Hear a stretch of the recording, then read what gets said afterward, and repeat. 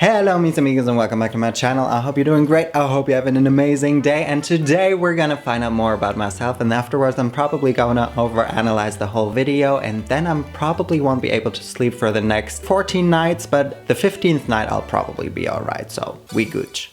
And we're gonna find out more about myself by taking a personality test. I saw that Koopa has done that recently and I was really intrigued and wanted to do the same thing. Check out her video though, which I'm gonna link in my video description. It's this 16 personalities test. I don't know if you've heard about it. I've never heard about it, but it looks pretty legit. May I quote the website? It's so incredible to finally be understood. Take a personality test and get a quote unquote freakishly accurate description of who you are and why you do things the way you do. That sounds super scary and also kind of sketchy, but also super interesting. So without further ado, let's find out who I am and why I do the things the way I do. I'm ready to be understood, so let us take the test. Also, this looks really cute here. You enjoy vibrant social events with lots of people.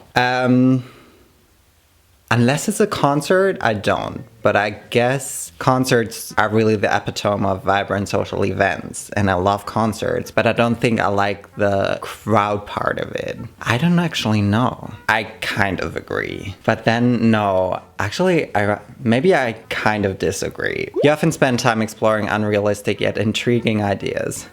That's all I do. The things I come up with in this head. Your travel plans are more likely to look like a rough list of ideas than a detailed itinerary. Depends on who I travel with, but I do like to plan things out a lot, so I kind of have to disagree. You often think about what you should have said in a conversation long after it has taken place. So if I don't think about unrealistic scenarios, then I definitely think about past events and the things I should have, could have said back then, so definitely agree. If your friend is sad about something, your first instinct is to support them emotionally, not try to solve their problem.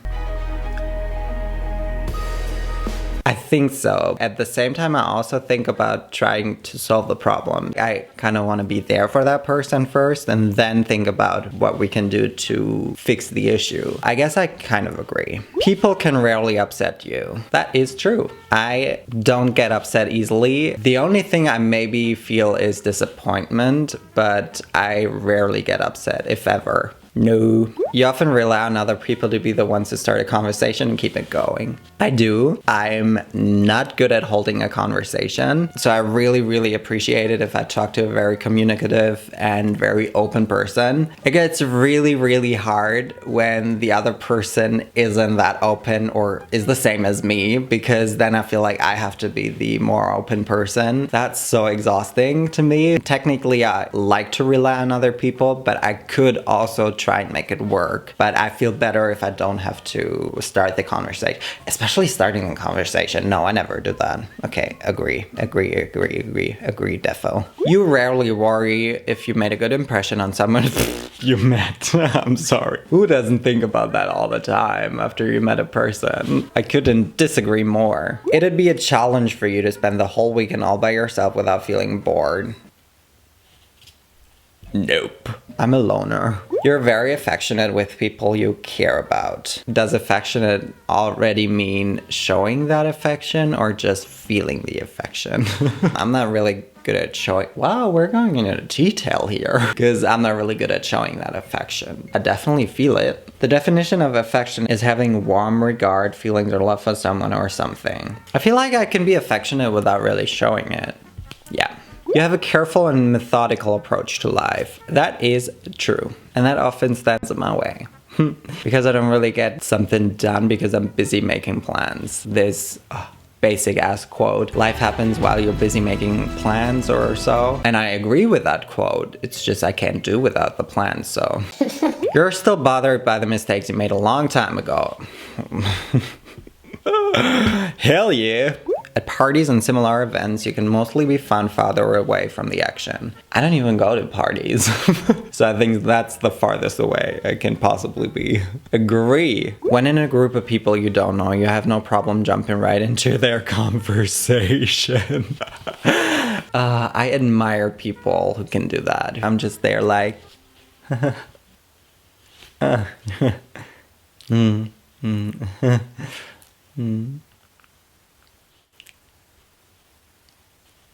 Yeah.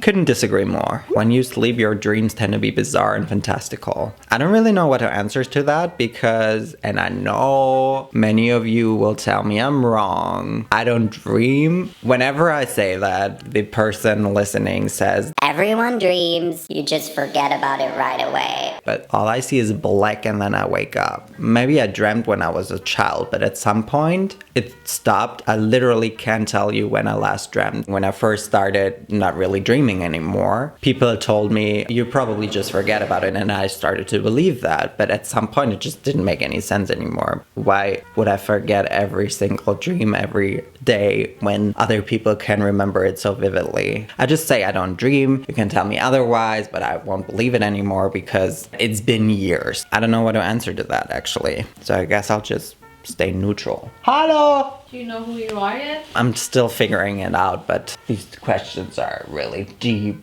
In your opinion, it is sometimes okay to step on others to get ahead in life. Does that mean that I'm doing that willingly? So stepping on others so that they won't get ahead just for me to get ahead? Or is it like... I think it's just focusing on yourself. That's what you have to learn, right? Yeah, I think that's okay as long as you don't do that willingly. So do I really agree or do I kind of agree? I think you kind of agree. You're dedicated and focused on your goals, only rarely getting sidetracked. Kind of disagree. If you make a mistake, you tend to start doubting yourself, your abilities, and your knowledge. I don't think this button for agree is big enough. When at a social event, you rarely try to introduce yourself to new people and mostly talk to the ones you already know. I just said I admire people who can just jump right into a conversation, and I also admire people who just walk up to you and you're like, hi, I'm Marcus. Marcus. Love Marcus. That is correct. That is my plant that you should not be interested in. You should be interested in cuddling with me. Oh, that is not cuddling. You'd never let yourself cry in front of others. That could not be more correct. Hi, my name is Chili. You like discussing different views and theories on what the world could look like in the future.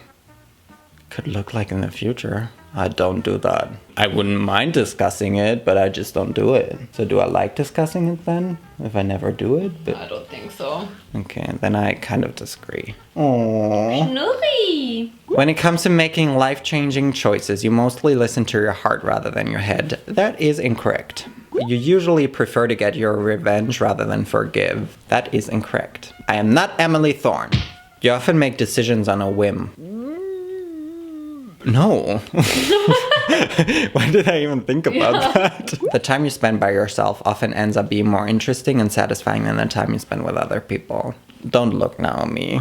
Maybe like that. You always know exactly what you want. I wish. Taco just wants to be on camera. What? When you know someone thinks highly of you, you also wonder how long it'll be until they become disappointed in you. Correct. You feel comfortable just walking up to someone you find interesting and striking up a conversation. I can't even produce this sentence. You look after yourself first and others come in second. No. You often talk about your own feelings and emotions. Talk about them. Your emotions control you more than you control them. I think you're pretty good at controlling your emotions. I mean, it's not like you don't feel them, but I feel like you're like really good at hiding them. I think I can push them aside relatively easily. That's so Virgo of you. After a long and exhaustive week, a fun party is just yeah, a fun party with some reggaeton and some food at home. Yes, that is a fun part. I mean, it always depends what you consider a fun party. Mm-hmm. I consider a fun party just dancing on my own in my room. Yeah, but I guess that's not what they mean. That's not what they mean. So I couldn't disagree more. You always consider how your actions might affect other people before doing something. You still honor the commitments you've made even if you have a change of heart. What?